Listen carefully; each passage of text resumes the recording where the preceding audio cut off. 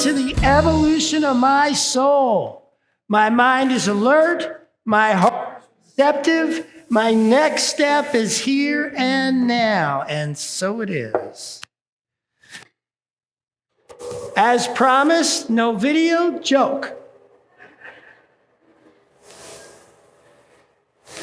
So I asked a friend of mine who has a very young child, very young son, if he knows what he wants to be when he grows up. And the young son said, might want to turn that down. There you go. And make sure everything else here is off, because that feedback could be through that one, the wireless. And my friend said, my son wants to be a garbage man. I said, garbage man? That's awfully unusual. He says, no. He thinks garbage men only work on Tuesdays.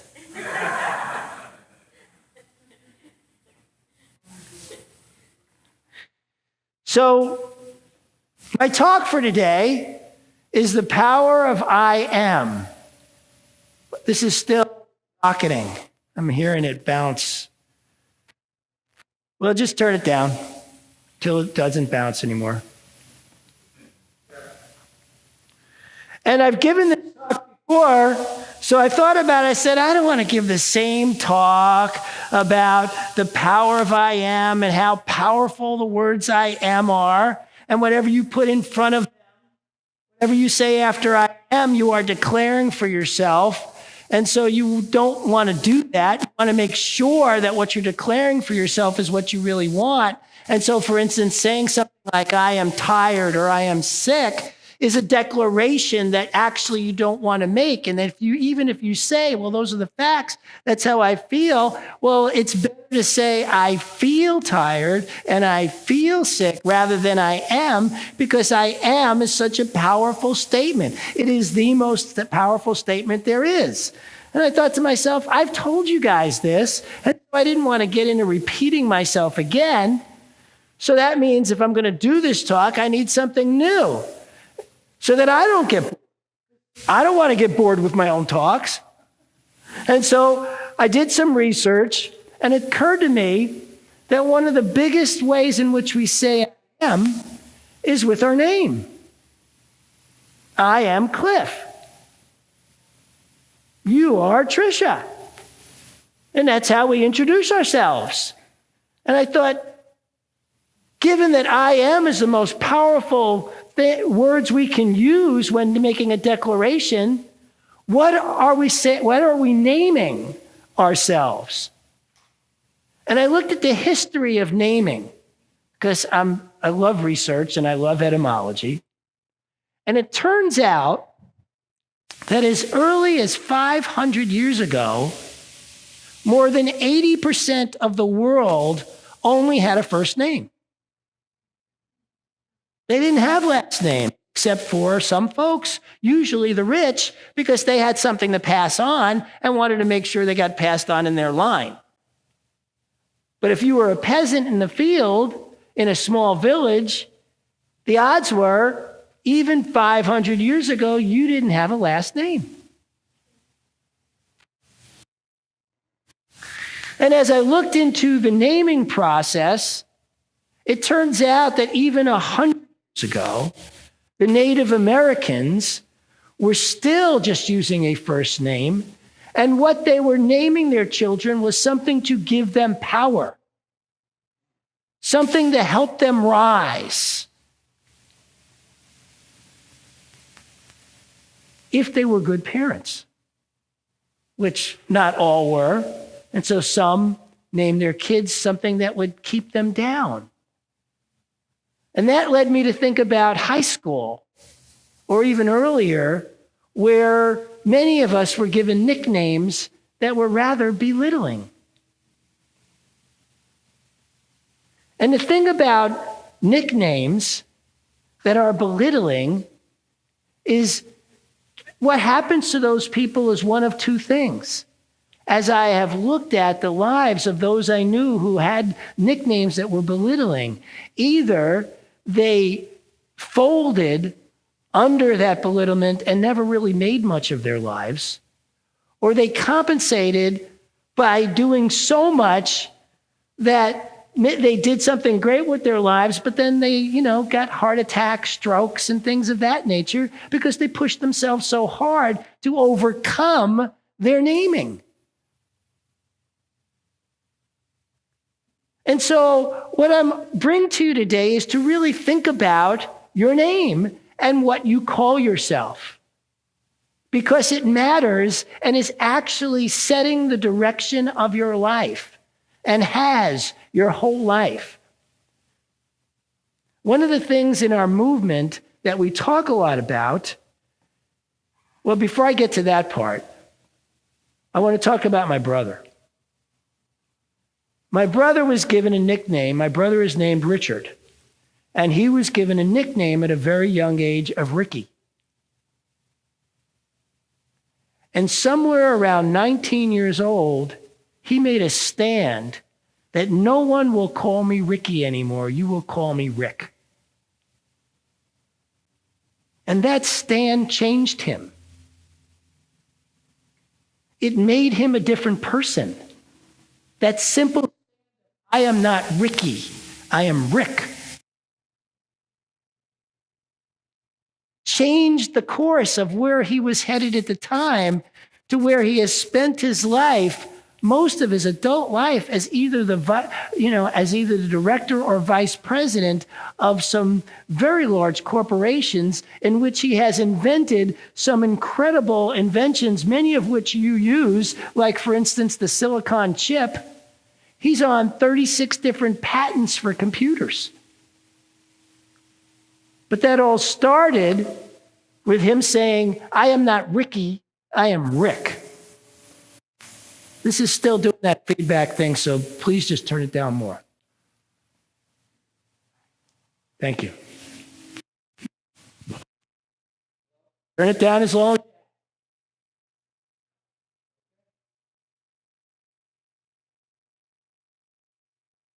In our movement, we talk a lot about how we are not what we do. And I am here today to say that it's actually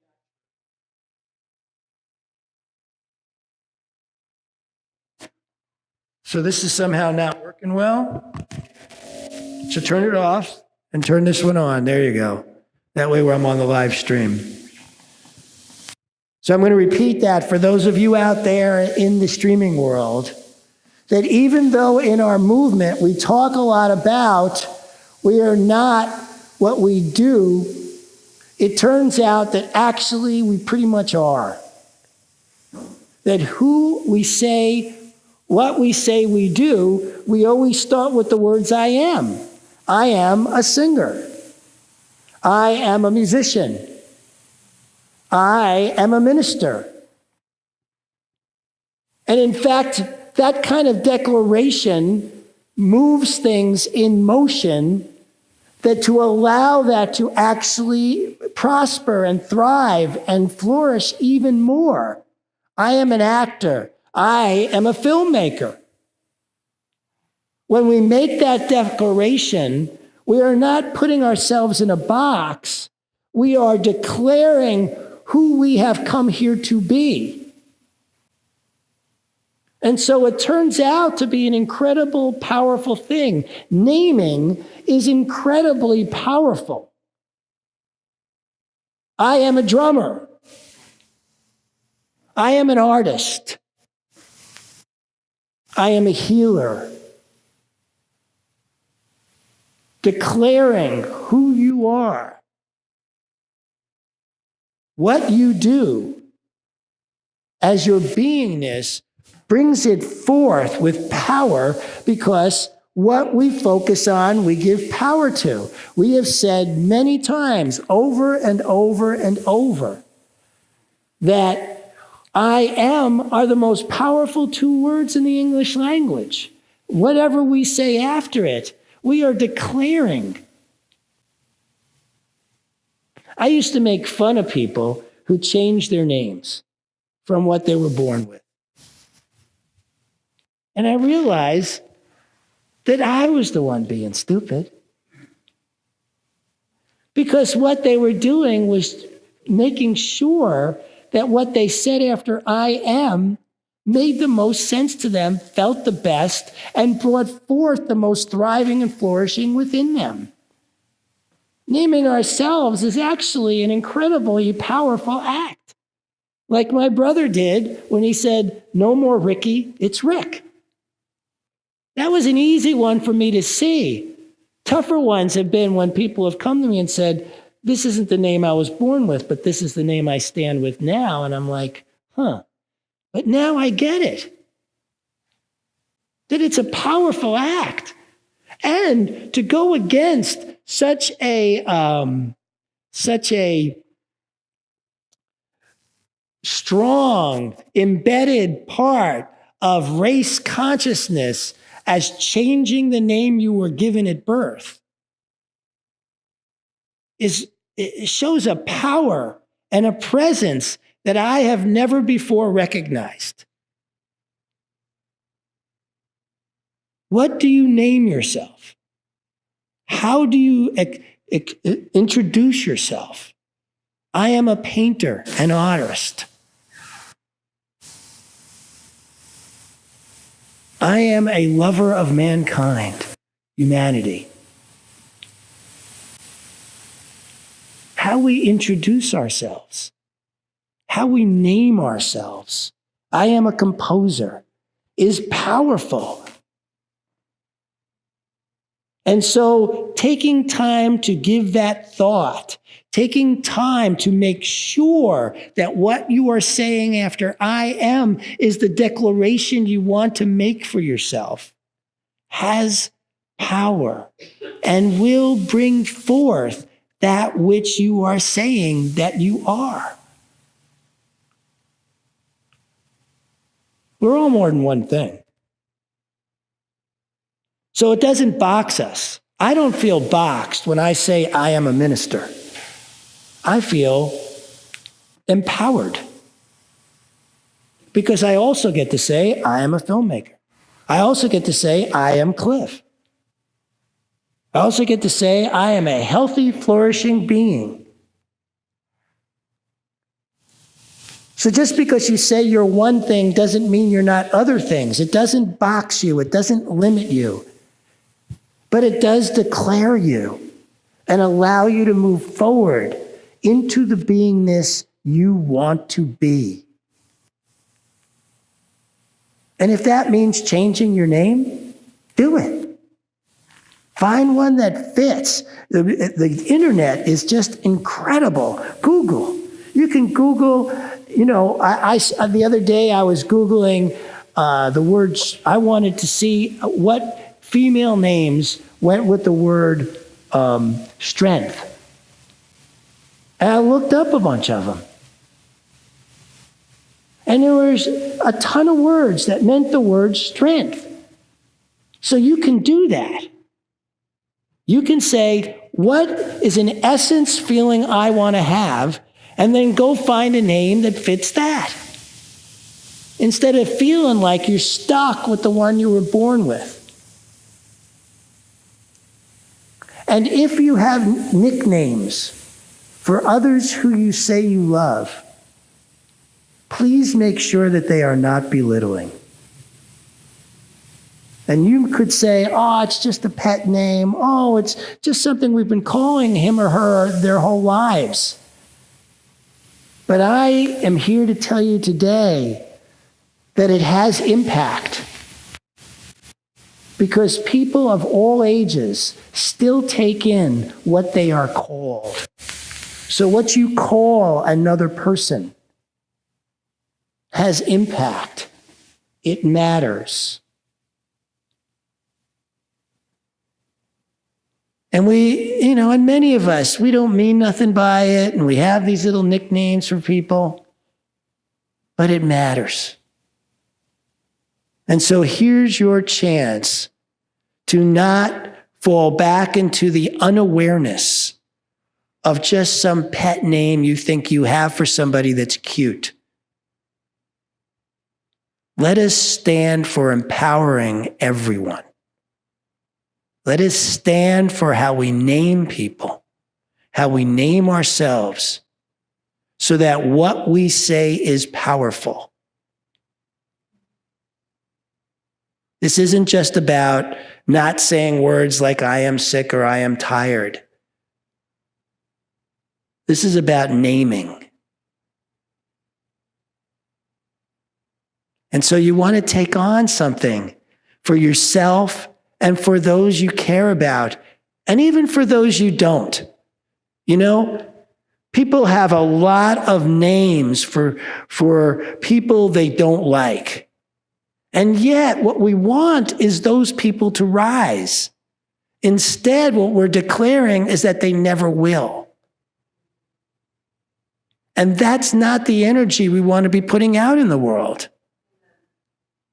We want to make sure that even for those we have a problem with, or those in authority we think will never change, we don't want to hold them that way.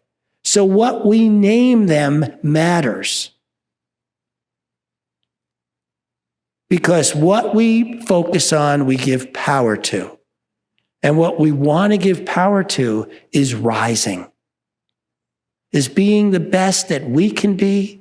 And for those that we care about, being the best they can be. And for those we don't care about, being the best they can be, because it still feeds the entire world.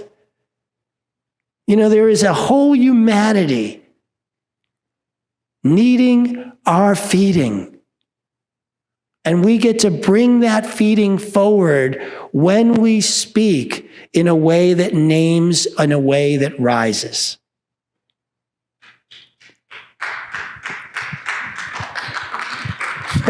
Thank you.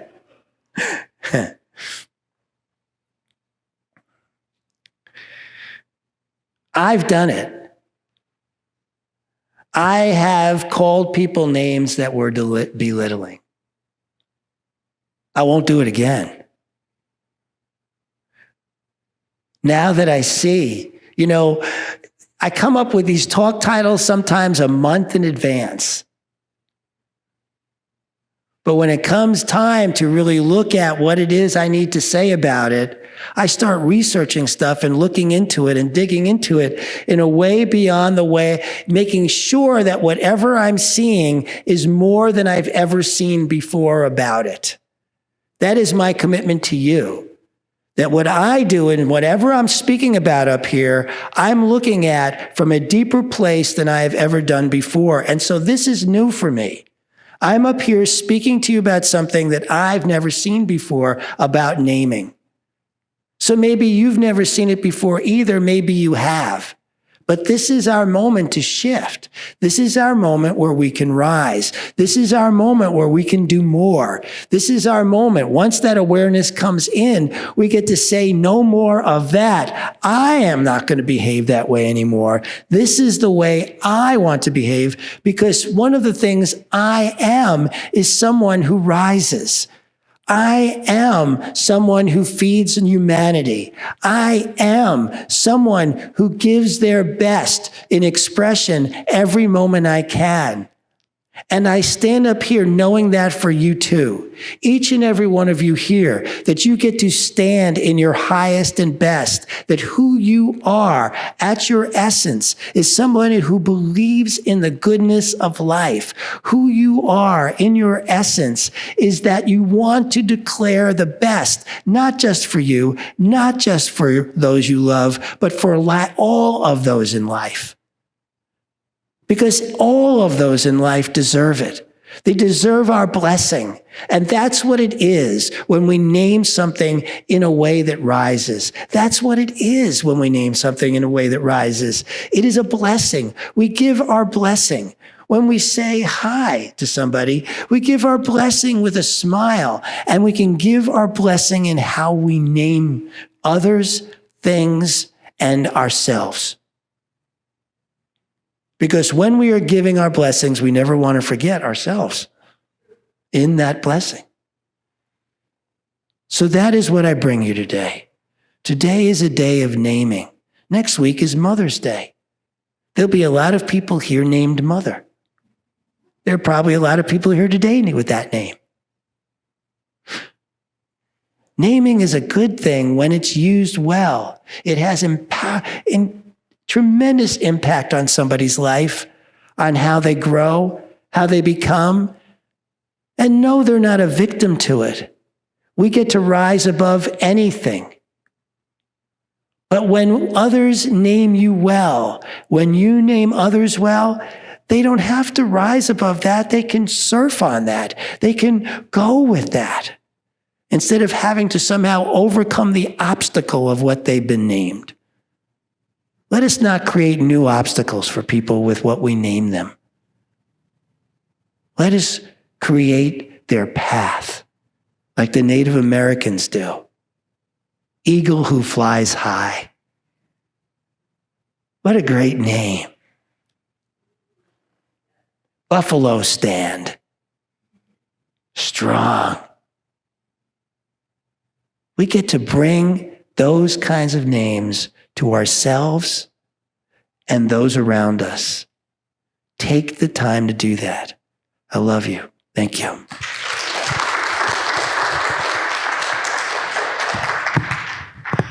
Okay, this is the time of our show when we pray on somebody. Forgot to do that last week. I'm not forgetting to do that this week. Who wants to step up here? Who has the courage to step up here and let the rest of us pray on you? Let us know the truth for you, because it doesn't just serve you as you take in that energy. It serves the entire congregation. So this works for all of us when somebody's willing to rise and stand up here and take on being prayed on. All right, Alan. So going along with what the message you just gave us, I'm a practitioner here in a body of powerful practitioners. So what we do is we're the praying arm of the church for you as members of this community. So what I would like today is for all of you to pray for your practitioners through the words of Reverend Cliff, that we continue knowing the truth for whatever request for treatment that you have. Nice. All right. I need 8 to 10 folks coming up here and laying hands on Al Cid.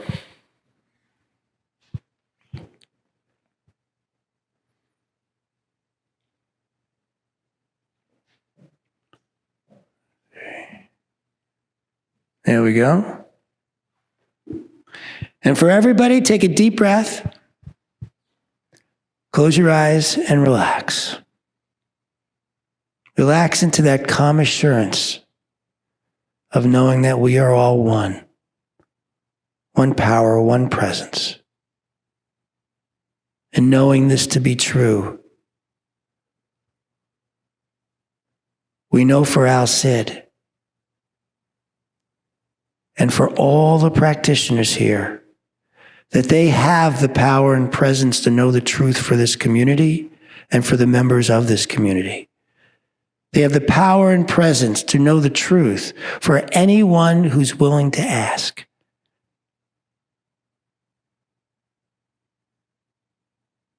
We open our hearts. We open our minds. We feel the power of community. Feel the energy in this room. The beauty, the one, as it flows through all of us and flows through Al Cid. Flows through every practitioner and flows through everyone sitting in these seats. This knowing, this depth, this richness.